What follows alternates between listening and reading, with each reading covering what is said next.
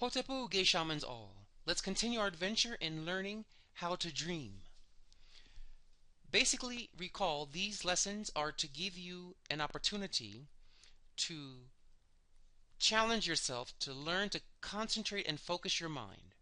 And so we offer you these images in this worldwide initiation that began at the perihelion of the Earth closest to the Sun on January 3rd or 4th, 2015, to practice falling asleep trying to concentrate on images. We start here with Ani in a papyrus-laden room playing the game of Senet. Senet is a game which was the precursor of what's become to be known as chess. It was a game where you learn how to navigate the dangers of the afterlife by moving your pieces in a very logical way based upon your initiations when you were alive. So this is really a kind of way of remembering your lessons in initiation and has come to be known as Kabbalah, which is a way of navigating the spirit world. But we had a game to help you understand how to rise through the tree of life, or the Kabbalistic tree. He's in the papyrus room here. Papyrus means paper, or was code for the teachings, because you write teachings on paper. So here he is remembering his teachings, keeping them well contained in his memory, and using that memory to know how to navigate the spirit world of Senet, or the Duat, or the Kabbalah. Note this table is floating. It is not supported by any physical means, letting you know this is definitely happening in the spirit world. He's in a trance where magic is very common. Next we have Ani on the building of his physical life, his body. Buildings and dreams or houses often represent your body trying to tell you something. He's a ba bird, meaning he's taken the form of his highest self, called the observer, the witness consciousness, the unseen seer, who can never die or be reborn. He simply witnesses your adventures of reincarnation. So he's attained, through the game of spirit, the highest level of consciousness. Here we have a burning flame inside of a bowl. This is the flame of the immense energy you receive when you become enlightened. And this flame also means the Kundalini energy rising to get you enlightened. And that you controlled your body, you used your body through yoga and tantra to increase the Kundalini flame of vitality, to get you flying high to your highest spirit self. Here we have the two lotuses of your brain hemispheres and the chakra channels that cross at the third eye here. So the left channel crosses to control the right brain, and the right channel crosses and is controlled by the left brain.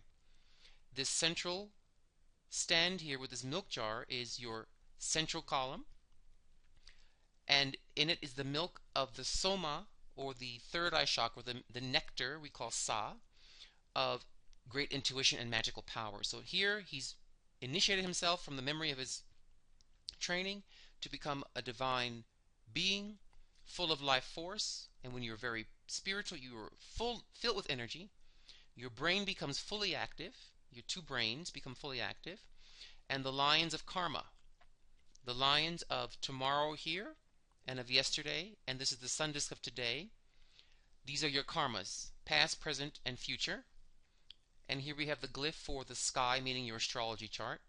So your karmas of the present sun, your present sun sign basically, is supported by your past life, and your future karmas will also come from this. So by becoming enlightened and having all of your chakras and brain faculties awakened, you become aware of your karmic life, and you're able to understand how your life is being controlled and overseen, overlooked by this glyph called sky or heaven, or your chart. Here we have the Bennu bird, which represents the phoenix bird. He represents the part of you that transcended temptation, that you were in the fires of temptation and you transcended those. You went through the fire and won. You didn't give in to your bad habits or to your addictions or to your belief that you can, for example, one of the worst ones of modern people is they can become enlightened or spiritual without a true teacher, without following a specific path. That's a very Western way of looking at things. So here he has transcended the negative karmas and negative temptations of his chart, and now he's purified. And he has purified his defects, and now he gets to smell the fragrance of the higher life. The crown chakra is awakened here. This is the crown chakra awakened and balanced in life. And finally, we have a scene of your spirit being in the afterlife. He's sleeping, but on a table with a lion's head. The lion means wakeful consciousness. So although he looks like he may be so-called dead, he's laying upon the bed of awareness. So he's in a kind of suspended animation awareness state inside this kind of coffer, flanked by these two birds. These are the birds. This is the bird of dreaming, the trance state. This is the bird of visualizing. So he is in a deep sleep state. This is you sleeping in a trance, picturing this very scene, and understanding that all of your dream work must be supported by rituals. Here we have offerings beneath this lion bed.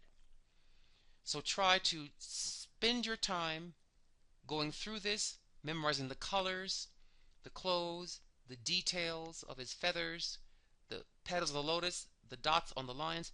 Try to get as much detail in your memory as possible, because you have to strengthen your muscle of the mind, of concentration. It's very important. You will need this in the afterlife. And you will need it if you're trying to perform any project in life, any goal. Many people fail in life because they forget their goals. They simply forget. They lose focus and get distracted by life's sundry distractions. So practice this, and you're going to find dreams will guide you. They will give you information, warnings, and support. And they will tell you how you're doing with your projects, their status, what needs to happen, what's missing, and how to get those resources from the spirit world or from those you know on the physical plane. So, practice, practice, practice. Complete the training. Go for it. You have to sleep, so practice something great while falling asleep, that you may have an even greater life. So be well and dream, dream, dream on. Dwalwend Hotepu.